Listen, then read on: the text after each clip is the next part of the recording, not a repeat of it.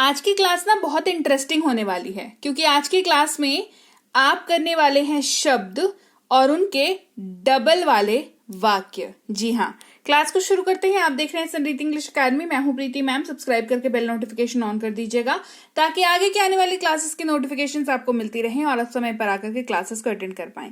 शब्द एक बताऊंगी, उसका मतलब बताऊंगी, लेकिन इस्तेमाल मैं दो बताऊंगी ताकि आप कभी भी इस शब्द को इस्तेमाल करना चाहें तो दिक्कत आपको ना हो। सबसे पहला शब्द है जो आप इस्तेमाल करेंगे जब भी आप अपने वाक्य में इसका, इसके, इसकी को इस्तेमाल करेंगे, है ना, तो आप इस शब्द का इस्तेमाल करेंगे। शब्द कौन सा होने वाला है? शब्द होने वाला है इट्स।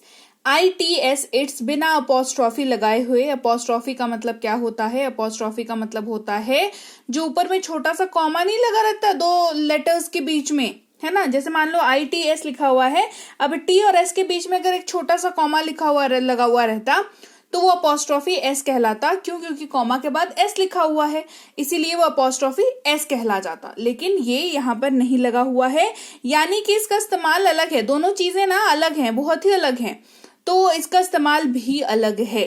ठीक है, इसका रंग अच्छा है, इट्स कलर इज नाइस। इसका रंग अच्छा है, इट्स कलर इज नाइस। इसके सामने का दरवाजा खुलेगा, it's front door will open. It's front door will open. कुछ इस तरीके से ये इस्तेमाल जो है होने वाला है। फिर अगर आप अपने वाक्य में उनका, उनके, उनकी को इस्तेमाल कर रहे हैं, किसको यूज कर रहे हैं? उनका, उनकी, इन, उनके को इस्तेमाल कर रहे हैं, तो आप यूज करेंगे शब्द देयर का, THEIR वाला देयर। अब IR वाला देयर मैंने अलग से क्यों बोला? क्योंकि अंग्रेजी में हम सभी जानते हैं दो तरह के देयर होते हैं, एक ERE वाला देयर और एक IR वाला देयर। एटलीस्ट मैं तो उसको ऐसे ही बुलाती हूँ क्योंकि ऐसे ही याद अब अगर रखेंगे तो बढ़िया तरीके से आपको याद भी रहेगा और कंफ्यूजन क्रिएट नहीं होगी। तो IR वाला जो देयर है ना, वो लोगों के लिए यूज होता है, लोगों की चीजों के लिए यूज होता है। किसी लोग की कोई चीज है, उसके लिए उसको आप बताना चाह रहे हो तो उसके लिए ये इस्तेमाल किया जाता है। कौन सा वाला? IR वाला देयर। तो आप पूछोगे मैम ERE वाला देयर क्यों यूज होता है? तो भाई ERE वाला देयर जो है वो यूज होता है लोकेशन बताने के लिए, जगह बताने के लिए। ठीक है, तो यहां पर हम बात कर रहे हैं किसी लोग को बताने वाले देयर की, यानी कि IR वाले देयर की। जैसे ये उनका घर है, दिस इज देयर हाउस, तो किसी के घर के बारे में आप बता रहे हो तो आपने कहा दिस इज देयर हाउस। मुझे उनकी तस्वीरें पसंद हैं, I like their pictures, I like their pictures. फिर है द्वारा या से। इन दोनों के ही जगह पर आप एक शब्द यूज कर सकते हो जिसको बाई कहते, पढ़ते हैं, है ना। क्या पढ़ते हैं? BY, बाई पढ़ते हैं। अब इसको बाई क्यों पढ़ते हैं मैं आपको बता देती हूँ। क्योंकि इसमें BY लगा हुआ है और बाई मतलब इन दोनों की जगह पर बाई को क्यों इस्तेमाल करते हैं वो मैं बता रही हूँ। दैट इज कि देखो, नॉर्मली ना ये ऐसे सिचुएशंस में इस्तेमाल होता है ना जहां पर आप से वर्ड का यूज बहुत ज्यादा करते हो, लेकिन एक्चुअल में इसका मतलब द्वारा होता है। बट डायरेक्टली ना हम लोग द्वारा जो है वो बोलते नहीं है एज सच, है ना। तो हम लोग से वर्ड का ही इस्तेमाल मोस्टली जो है करने लगते हैं, तो इसी वजह से हम से के जगह पर भी बाई का यूज कर सकते हैं, द्वारा के जगह पर तो बाई का यूज होना ही होना है। ठीक है, मैं कार से जा रहा हूं, I am going by car. मैं कार से जा रहा हूं, I am going by car. वह फ्लाइट से आ रहा है, he is coming by flight, he is coming by flight. ये ऐसे इस्तेमाल होगा। क्लियर? फिर है फॉर, जिसका इस्तेमाल होता है लिए या के लिए के जगह पर। कहां पर यूज होता है? लिए या के लिए के जगह पर जो है वो फॉर का यूज किया जाता है। जैसे हम दौरे के लिए जा रहे हैं, we are going for tour, we are going for tour. हम यहाँ मिलने के लिए आए हैं, we are here for meeting, we are here for meeting. बढ़ते हैं आगे। फिर है से। इसका इस्तेमाल फ्रॉम के जगह पर किया जाता है, मतलब से जहां पर इस्तेमाल होता है उसके जगह पर अंग्रेजी में फ्रॉम का इस्तेमाल करते हैं। और मैं क्लास से वापस आ गया, I came back from class, I came back from class. मैं जबलपुर से हूं, I am from Jabalpur, I am from Jabalpur. में, भीतर, अंदर। इस्तेमाल करते हैं शब्द इनका। किसका यूज करते हैं? IN, इनका। जैसे उनका जन्म अक्टूबर में हुआ था, he was born in October, he was born in October. आप अंदर आ सकते हैं, you can come in, you can come in, आप अंदर आ सकते हैं, यू कैन कम इन। के अंदर या में इस्तेमाल करते हैं शब्द इनटू का, किसका यूज करते हैं, INTO, इनटू। जैसे हम कार में चढ़ गए, we got into the car, we got into the car. वह कमरे के अंदर घुस गया, he got into the room, he got into the room. तो समझना आपको यहाँ पर ये होगा कि इनटू का यूज आप तब करते हैं जब आसपास का ना माहौल बदलता है। जैसे कमरे के अगर आप बाहर हैं तो आप हो सकता है रोड पर खड़े हो, अब आप कमरे के अंदर आ गए तो माहौल जो है वो रोड से घर का हो गया, तो माहौल बदल गया। रोड पे खड़े हैं, कार के अंदर आ गए तो माहौल बदल गया। एक कमरे से दूसरे कमरे में चले गए तो भी माहौल बदल गया। तो ऐसी सिचुएशंस में इनटू वर्ड का यूज आपको करना चाहिए, यही ग्रामेटिकली करेक्ट है। ठीक है, फिर साथ या के साथ, यहां पर इस्तेमाल होता है शब्द विथ का, विथ का। हम आपके साथ हैं, वी आर विथ यू। जोड़ने के लिए बेसिकली अपने आप को किसी सिचुएशन, किसी इंसान, किसी परिस्थिति के साथ जोड़ करके बताने के लिए विथ वर्ड का यूज किया जाता है। जैसे हम आपके साथ हैं, वी आर विथ यू। मैं तुम्हारे साथ आ रहा हूं, I am coming with you. अकेले नहीं जाऊंगा, तुम्हारे साथ जाऊंगा, तो साथ में जोड़ लिया हमने, तो we are coming, I am coming with you. At इस्तेमाल होता है 3 जगहों पर, में, से, तीनों ही जगह पर आपको इसकी अंग्रेजी में एट का इस्तेमाल होता हुआ दिख जाएगा, विच इज कंफ्यूजिंग कई बार हो जाता है बच्चों के लिए यूज करना।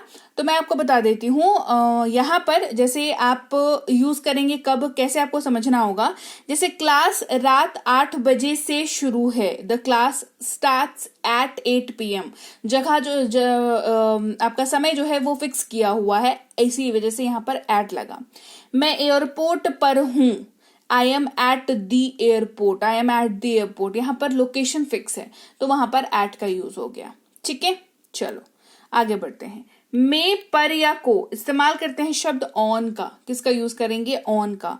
मैं रविवार को फ्री नहीं हूं, I am not free on Sunday, I am not free on Sunday. पुस्तक मेज पर है, the book is on the table, the book is on the table.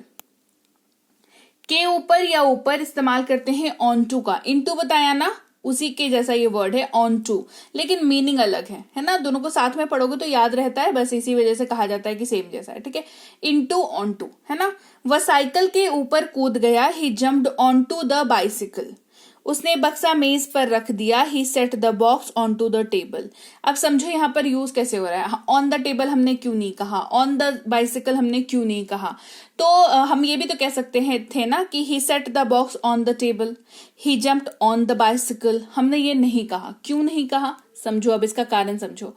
On to उस जगह पर यूज होता है जहां पर दो चीजों की बात तो हो रही है, पर दोनों में से कोई एक चीज जो है वो मोशन में है, मूवमेंट में है।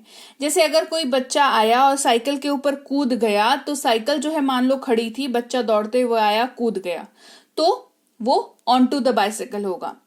ही set the box on to the table, वो कहीं से आया और बक्सा जो है टेबल पर रख दिया, तो टेबल और व्यक्ति और बक्से के बीच में बक्सा जो है, टेबल और बक्से के बीच में बक्सा जो है वो मोशन में था, तो ऑन टू लग गया यहाँ पर। अगर वो बक्सा पहले से रखा रहता तो कहते ऑन द टेबल, लेकिन अभी किसी ने आके रखा तो ऑन टू द टेबल।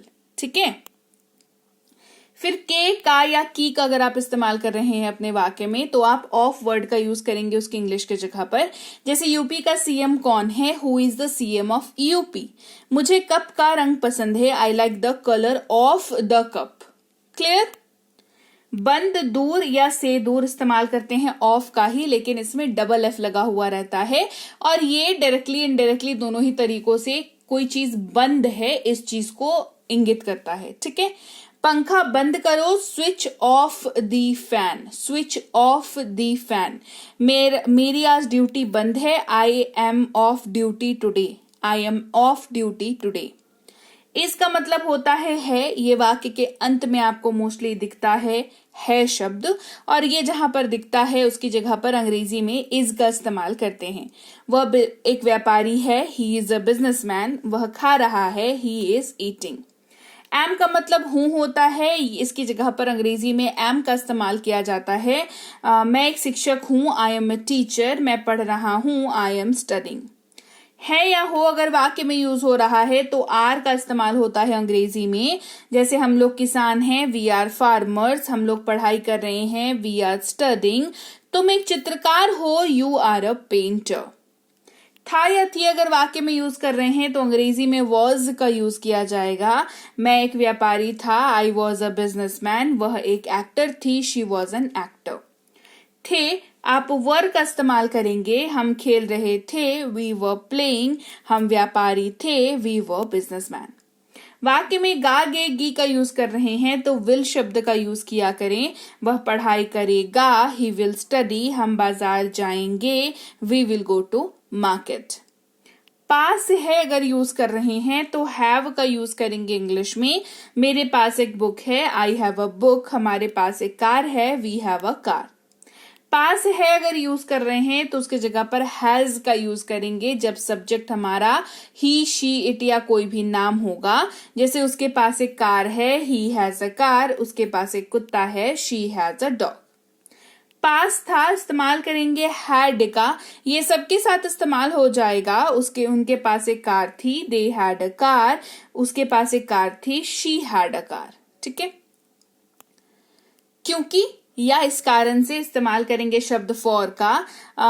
लड़की ने मदद मांगी, the girl asked for help. यहां पर फॉर का यूज जो है किसी कारण से किया जा रहा है, सीधे सीधे के लिए नहीं किया जा रहा है। देखो फॉर एक ऐसा वर्ड है जिसका इस्तेमाल ट्रिकी हो सकता है क्योंकि इसका सीधे सीधे मतलब होता है लिए या के लिए, लेकिन इसका और डीप डाउन एडवांस मीनिंग में अगर आप जाएंगे तो फॉर क्योंकि के जगह पर भी यूज होता है और किसी कारण से के जगह पर भी यूज होता है। ठीक है। उनके पास एक कार था, ये वाला नहीं होगा यहां पर। ठीक है। लड़की ने मदद मांगी, the girl asked for help. वह पुस्तकालय जाता है क्योंकि वो पढ़ना पसंद करता है, he goes to library for he loves to read. ठीक है। तो फॉर जो है इसका ये फॉर का ये एडवांस यूजेज है। ठीक है। अच्छा, और इस्तेमाल होता है एंड का। वो हॉकी और फुटबॉल खेलता है, he plays hockey and football. उसे पढ़ना और लिखना पसंद है, she likes to read and write. दो शब्दों या दो वाक्यों को जोड़ने के लिए एंड का इस्तेमाल किया जाता है। न ही इस्तेमाल करते हैं नॉर का। मैं वहां नहीं जाती और न ही वह जाती है, I don't go there nor she goes. न तो वह और न ही मैं शतरंज खेलता हूं, neither he nor I play chess. लेकिन इस्तेमाल करते हैं शब्द बट का। उसने पहले कोशिश की लेकिन उसने हौसला छोड़ दिया, he tried at first but he gave up. उसने बहुत कोशिश की लेकिन असफल रही, she tried a hard but failed. और इस्तेमाल करते हैं या का। ये दो चीजों के बीच में यूज होता है, लेकिन दोनों में से कोई एक ही चीज आपको मिलेगी तब ये वाला यूज करते हैं। तब उन दो चीजों को कनेक्ट करने के लिए और का यूज करते हैं। वह पुणे या नासिक में रहता है, ही लिव्स इन पुणे और नासिक। आप क्या पसंद करेंगे, चाय या coffee? What would you like, T और कॉफी?